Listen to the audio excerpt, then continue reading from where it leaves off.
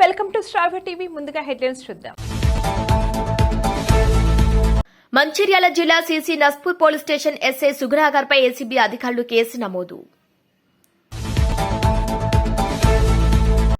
వక్ఫ్ సవరణ చట్టంకి వ్యతిరేకంగా కదం తొక్కిన ముస్లింలు. అల్లీపురం డంపింగ్ యార్డు పరిశీలించిన రాష్ట్ర పురపాలక పట్టణాభివృద్ది శాఖ మంత్రి డాక్టర్ పొంగూరు నారాయణ. రాజ్ కసిరెడ్డికి అన్నీ తెలుసని చెప్పిన విజయసాయిరెడ్డి.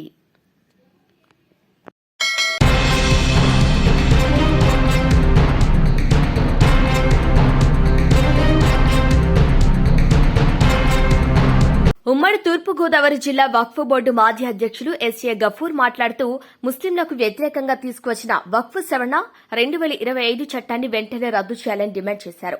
ఇటువంటి చట్టాలను కేంద్ర ప్రభుత్వం తీసుకువచ్చి ముస్లింలకు ఉన్న స్వేచ్ఛను హరించడం ఎంతవరకు సమంజసమని కేంద్ర ప్రభుత్వాన్ని ప్రశ్నించారు. ఇలాంటి నల్ల చట్టాలను తీసుకురావడం వలన మతాల మధ్య చిచ్చు పెట్టడానికి తప్ప దేశానికి ఎలాంటి ప్రయోజనం కలగదన్నారు. దేశంలో ఉన్న అన్ని మతాల వారు సోదర భావంతో ముందుకు వెళ్తుంటే కేంద్ర ప్రభుత్వం ఇలాంటి చట్టాలను తీసుకువచ్చి మతాల మధ్య చిచ్చు లేపడానికి ప్రయత్నిస్తోందని మండిపడ్డారు.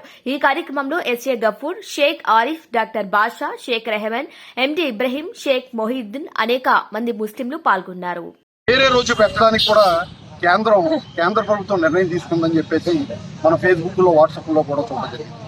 మరి ఇవన్నీ కూడా అందరూ గ్రహిస్తూ ఉన్నారు. ఎందుకంటే భారతదేశం అనేది ఒక కమ్యూనిటీతో ముడిపడిన దేశం కాదు, ఇది సర్వమతాలు సమ్మేళనం భారతదేశం. కాబట్టి అందరూ కూడా ఇక్కడ భారతీయులే. ఎందుకంటే వేరే దేశాల నుండి, పాకిస్తాన్ నుంచి, ఆఫ్ఘనిస్తాన్ నుంచి వచ్చి ఇక్కడ బతికే వాళ్ళు ఎవరూ లేరు. అందరూ కూడా హిందుస్థానీయులు, అందరూ కూడా అన్నదమ్ముల భావంతో, అందరూ సోదర భావంతో వెళ్ళిపోయే మా మధ్యన హిందూ, ముస్లిం, క్రిస్టియన్ అనే భేదాలు ఎవరికీ లేవు ఇక్కడ. కానీ ఏదైతే బీజేపీ ప్రభుత్వం ఉందో ఆ ప్రభుత్వం ఖచ్చితంగా హిందువుల్ని విడగొట్టాలా, ముస్లిమ్స్ని విడగొట్టాలా, క్రిస్టియన్స్ని విడగొట్టాలని చెప్పేసి విడదీసి రాజ్యాంగంలో ఉన్న ఆర్టికల్స్ అన్నిటినీ కూడా మరి నల్ల చట్టాలు చేసి మరి మాలో గొడవలు పెట్టి తన్నుకునే పరిస్థితికి తీసుకొచ్చే ప్రభుత్వాలని మనం ఈరోజు చూస్తూ ఉన్నామని తెలియజేసుకుంటూ మరొక్కసారి బీజేపీ ప్రభుత్వాన్ని మేమైతే రిక్వెస్ట్ లేదంటే హెచ్చరించడం అంటే ఈరోజు ఈ ముస్లిం కమ్యూనిటీ మీద తీసుకొచ్చిన ఈ వక్ఫ్ అమెండ్మెంట్ యాక్ట్ ఏదైతే ఉందో దాన్ని వెంటనే రద్దు చేయాలని చెప్పేసి కోరుకుంటూ మీ అందరి దగ్గర కూడా సెలవు తీసుకుంటే సార్, వక్ఫ్ అంటే డొనేషన్ చేయడం అంటే నేనున్నాను, నాకు 10 ఎకరాలు ఉంది. నేను ఒక 2 ఎకరాలు మసీదుకి కానీ, లేదంటే బరియల్ గ్రౌండ్కి కానీ, లేదంటే దర్గాకి కానీ నేను డొనేట్ చేస్తాను. అది రిజిస్ట్రేషన్ చేయొచ్చు, లేదంటే ఓరల్గా చెప్పి డొనేట్ చేసేది. ఏదైతే ముస్లిం డొనేట్ చేశాడో అది మళ్ళీ తిరిగి తీసుకోవాలి. అది ఆ కమ్యూనిటీకి, ఆ మతానికి చెంది ఉంటుంది.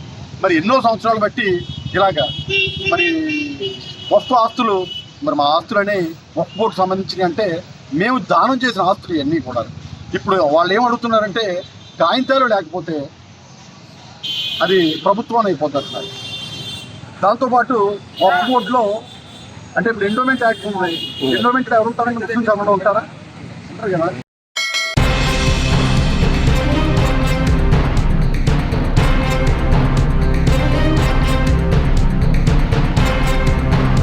సిఐడి ఎదుట హాజరైన విజయసాయిరెడ్డి అన్ని విషయాలు రాజ్ కసిరెడ్డికే తెలుసునని చెప్పారు. ఈ విషయాన్ని ఆయనే చెప్పారు. లిక్కర్ పాలసీపై తన ఇంట్లో 2 సమావేశాలు జరిగాయని, సిఐడి వాళ్ళు చెబితే నిజమేనని అంగీకరించారు. ఆ సమావేశాల్లో రాజ్ కసిరెడ్డి, మిథున్ రెడ్డి కూడా పాల్గొన్నారని విజయసాయిరెడ్డి చెప్పారు. కానీ లంచాలు, మద్యం తయారీ, వాటాల గురించి మాత్రం తనకేమీ తెలియదని చెప్పారట. అలాగే ఇతర ఏ ప్రశ్న అడిగినా అదే చెప్పారు.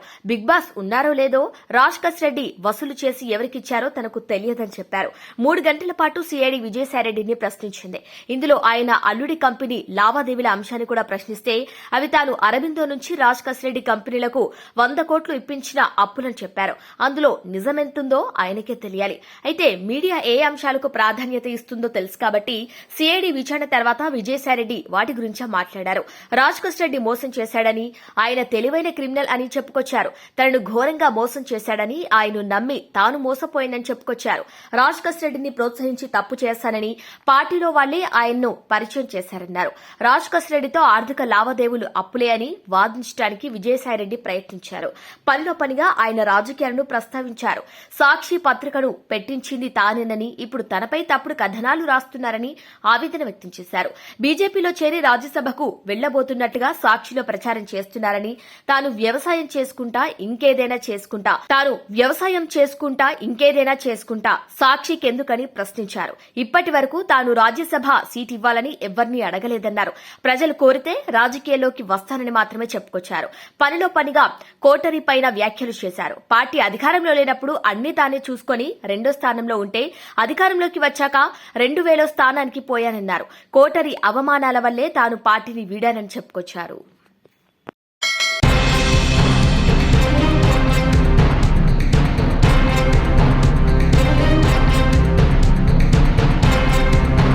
యాదాద్రి భువనగిరి జిల్లా భూదాన్ పోచంపల్లి మున్సిపల్ కేంద్రంలోని వినోబాబావే మందిరంలో భూదాన ఉద్యమ జయంతి వజ్రోత్సవాల్లో భాగంగా వినోబాబావే విగ్రహానికి పూలమాలలు వేసి ఘన నివాళులర్పించారు స్థానిక ఎమ్మెల్యే కుంభం అనిల్ కుమార్ రెడ్డి, రైతు వ్యవసాయ కమిషన్ చైర్మన్ కోదండరెడ్డి. అనంతరం స్థానికంగా ఏర్పాటు చేసిన భూదానోద్యమంలో భూమి పొందిన కుటుంబ సభ్యులను వేదిరి రామచంద్రారెడ్డి కుటుంబ సభ్యులతో కలిసి సన్మానించిన ఎమ్మెల్యే కుంభ అనిల్ కుమార్ రెడ్డి జై బాబు జై భీం జై సంవిధాన్ కార్యక్రమంలో భాగంగా వినోబాబావే మందిరం నుండి అంబేద్కర్ చౌరస్తా వరకు జరిగిన యాత్రలో పాల్గొన్నారు. అనంతరం పోచంపల్లి మున్సిపల్ పరిధిలోని 9,75,00,000తో మినీ ట్యాంక్ నిర్మాణానికి శంకుస్థాపన చేశారు.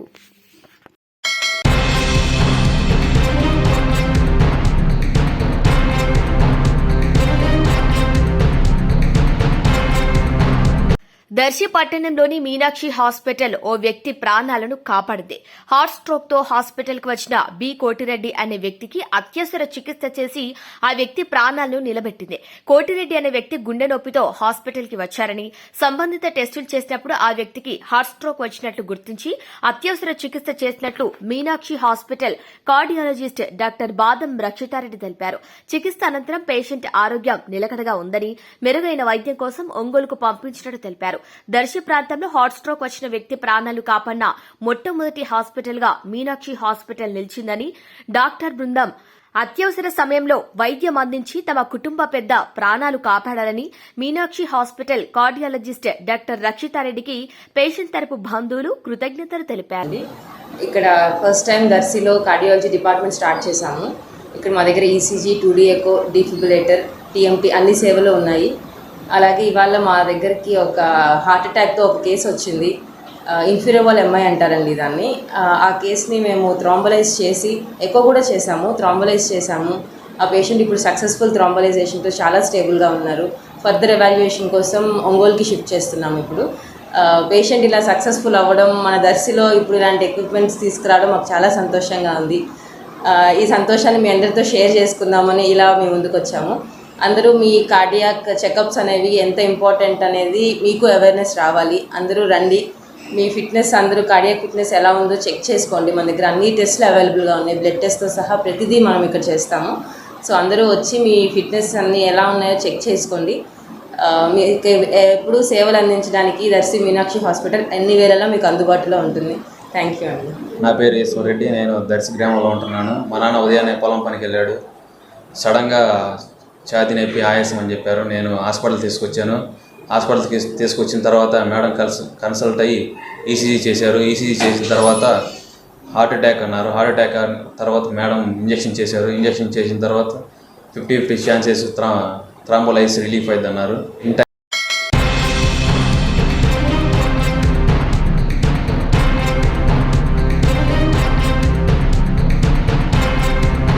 నిన్న రాత్రి కురిసిన అకాల వర్షానికి యాదాద్రి భువనగిరి జిల్లా చౌటుప్పల్ మార్కెట్ యార్డ్లో పోసిన వరి ధాన్యం పూర్తిగా నానిపోయిన పరిస్థితి కనబడుతోంది.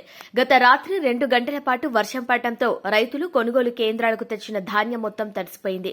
అకాల వర్షంతో పాటు ఈదురుగాళ్లు వేయటంతో వరి ధాన్యంపై పోసిన పట్టాలు ఎగిరిపోవడంతో వారి ధాన్యం తడిసిపోయింది. ఇక తడిసిన వరి ధాన్యాన్ని రైతులు ఆరబెట్టే ప్రయత్నం చేస్తున్నారు. తమను ఆదుకోవాలని రైతులు వేడుకుంటున్నారు.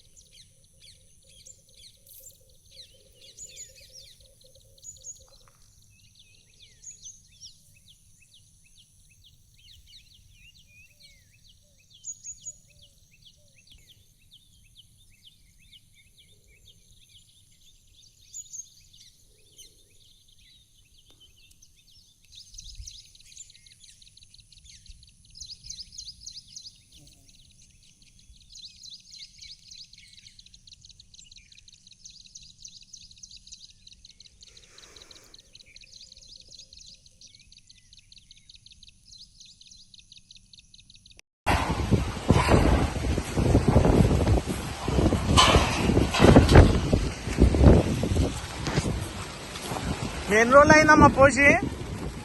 ఎన్ని రోజులు అయింది పోసి? ఈ ఒట్లు పోసి ఇవాళ వచ్చిరా?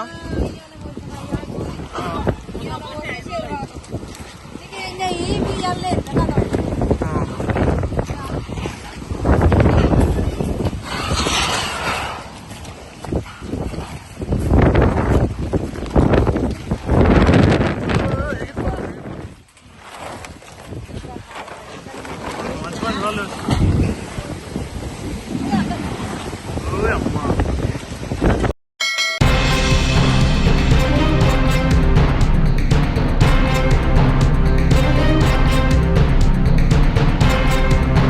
బీసీ జనాభాకు అనుగుణంగా ఎంపీ ఎమ్మెల్యేల టికెట్స్ కేటాయించాలి. 42% రిజర్వేషన్ స్థానిక సంస్థల్లో తప్పని సరిగ్గా కేటాయించాలి. దానికి సంబంధించిన రూట్ మ్యాప్ ప్రభుత్వం ముందుగానే తయారు చేసి విడుదల చేయాలి. ఇక దళితులు, బీసీలు ఐక్యంగా కొనసాగాలి. రాజకీయ కక్షలు మాని కలిసి పనిచేయడం మొదలుపెట్టాలి. రాజకీయంగా ముందుకు సాగని కులాలు అంతరించిపోతాయని తెలిపారు. బోధిద్దాం. మనం రాజ్యాధికారంగా మన ఆత్మను తాకట్టు పెట్టకుండా ఇవాళ ఒక్కటే విషయం చెప్పింది మా ఆవేశ రాజ్యాధికారంలో మనకు కల్పించినటువంటి హక్కు ఓటక్కు. ఆ ఓటక్కు ద్వారానే రాజ్యాధికారం మీ యొక్క భవిష్యత్తు ఉందని చెప్పారు. ఇవాళ మనం లోపలికి వెళ్తాం, బూతులకు వెళ్ళినప్పుడు ఎవరైనా ఎక్కడైనా మీరు ఓటేసేటప్పుడు ఆ డబ్బా చుట్టూ ఒక బట్ట కట్టి పెట్టారు. అక్కడికి వెళ్ళి ఎందుకు బట్ట కట్టారు? మనం ఓటేసేటప్పుడు బలవంతులు ఎవరైనా మనం బెదిరిస్తారని, మనకు ఆత్మసాక్షిగా ఓటేయమని, ఎవరికి భయపడకుండా మీ యొక్క ఆత్మసాక్షిగా ఓటేసి నీ వర్గాలకు ఓటేసుకొని నీవు రాజ్యం వెళ్ళుకోమని చెప్తే మనం బయట మన ఓటు నమ్ముకొని ఒక గల్లీ లీడర్ చెప్పుకొని గేరి మొత్తం నేను చెప్తే ఓట్లు వేస్తారు, నా రేట్ ఎంత అంటాడు.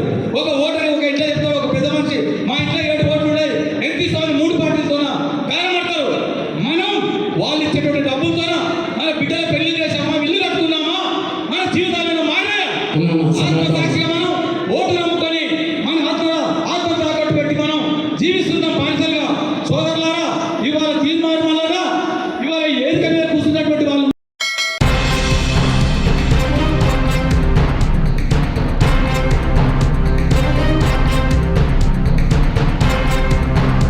అలీపురం డంపింగ్ యార్డ్ ను పరిశీలించిన రాష్ట పురపాలక పట్టణాభివృద్ది శాఖ మంత్రి doctor Ponguru Narayana Zigma global environ solution private limited ఆధ్వర్యంలో చేపట్టిన రీసైక్లింగ్ పనులు పరిశీలించారు మంత్రి నారాయణ. ఇక బయోమైనింగ్ రీసైక్లింగ్ యూనిట్ ను బటన్ నొక్కి ప్రారంభించారు. ఈ కార్యక్రమంలో పాల్గొన్న Swachh Andhra corporation MD Anil Kumar Reddy, pollution control board chairman Krishnaiah, అధికారులు, టీడీపీ ముఖ్య నేతలు పాల్గొన్నారు.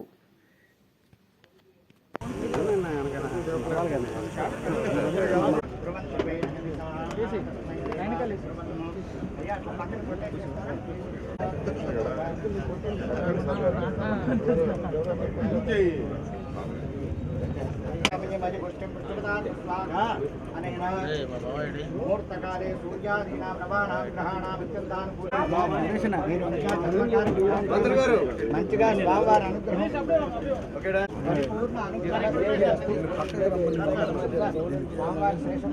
సార్ చూడండి sir auto sir Krishna sir sir sir sir sir sir Narayana sir చూడండి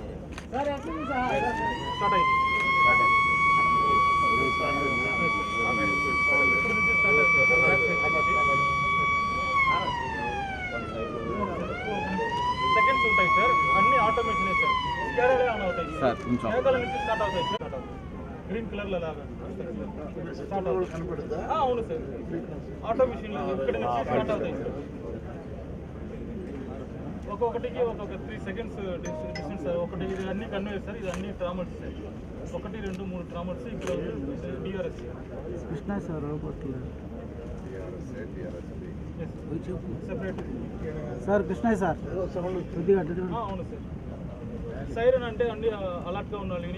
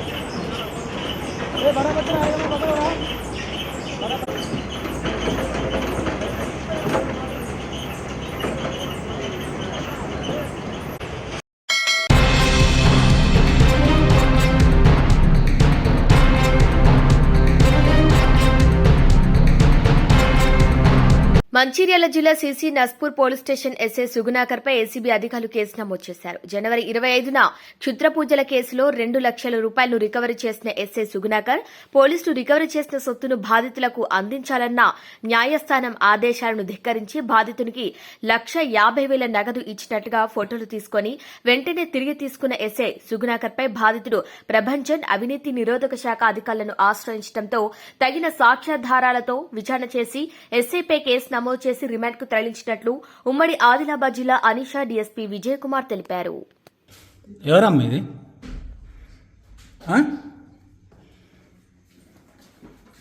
ఏం జరుగుతుంది చెప్పు.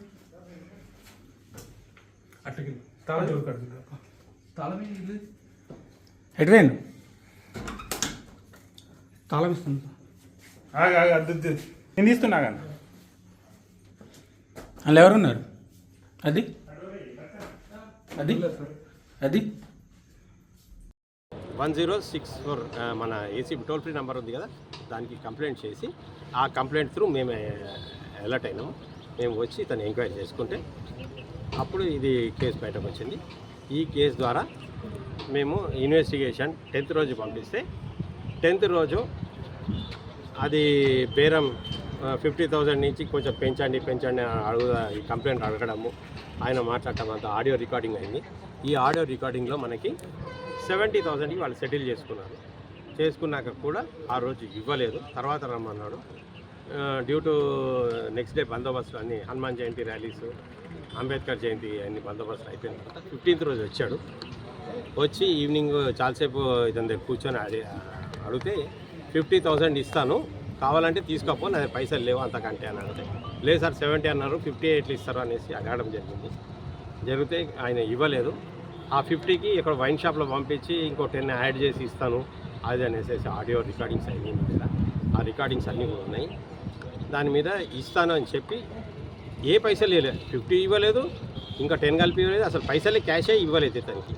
నుంచో ఇప్పుడు వచ్చి ఇస్తారు అని చెప్పి పక్కన సిగ్నేచర్ తీసుకున్నారు, రిసిప్ట్ సిగ్నేచరు 2 lakhsకి తీసుకున్నాక వెళ్ళిపోయింది. ఎస్ఐ గారు ఇప్పుడే వస్తాననేసి వెళ్ళిపోయిన తర్వాత నైట్ అరౌండ్ 10:30 వరకు కంప్లైనెంట్ ఇక్కడ అతను వాళ్ళ బ్రదర్ ఇద్దరు ఇక్కడ నిలబడి చూసి రాత్రి నైట్ డ్యూటీ కానిస్టేబుల్స్ ఎవరో హెడ్ కానిస్టేబుల్ ఎవరో సార్ ఇప్పుడు రారు, రేపు పొద్దున వచ్చి కలవండి అని చెప్తే వాళ్ళు రిటర్న్ అయిపోయి మాకు వచ్చి సార్ చాలా బాధ పెడుతున్నారు సార్, పైసలు ఇవ్వట్లేదని కంప్లైంట్ ఇచ్చారు. దాని మీద మేము డీజీ గారికి పర్మిషన్ పెట్టుకొని పర్మిషన్ వచ్చిన తర్వాత ఎఫ్ఐఆర్ చేసి ఈరోజు మేము వచ్చి రైడ్ చేసినాము. ఇంకా ప్రాపర్టీ మనకి ఏం దొరకలేదు, అది విషయము. దీంట్లో 150 ఉన్నాయన్నారు కదా సార్, 1,50,000 3 కట్టలు వేసినారు. అవి లేవు, అవి కూడా లేవు. డ్రాలు ఉన్నాయేమో ఇప్పుడు, అవి కూడా లేవు. ఎక్కడ పెట్టింది అది ఆయన చూపించుకోవాలి. ఎంక్వైరీ చేస్తారు కదా, ఇప్పుడు ఎంక్వైరీ చేయాలండి. ఇంకా 1,50,000 ఉన్నాయని చెప్పింది కదా.